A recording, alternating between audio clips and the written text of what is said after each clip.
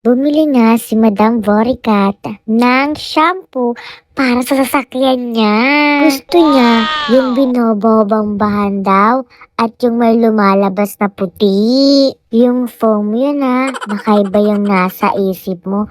Ito naman si Bayaw, pinapakita niya talaga sa akin na sobrang niyang nalinis yung gulo. Happy nga si Madam Boricat kasi nalinisan ng kanyang sasakyan after ng ilang araw na palaging naulan sa kanila. Parang gusto na ngayon ni Madam Boricat magpatayo ng car wash sa panibago niyang business. Tapos syempre, ako yung maglilinis ng kotse nyo. Pero gusto ko, nakatupis lang ako. Kayo na yung bahalang mahiya.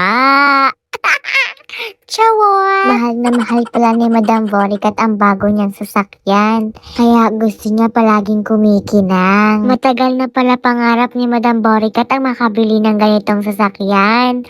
Alam niyo ba, 2018 pa siya nangangarap na bumili nito. Pero ngayong 2026 na lang to nakuha. Wala pang maayos na garahean si Madam Boricat.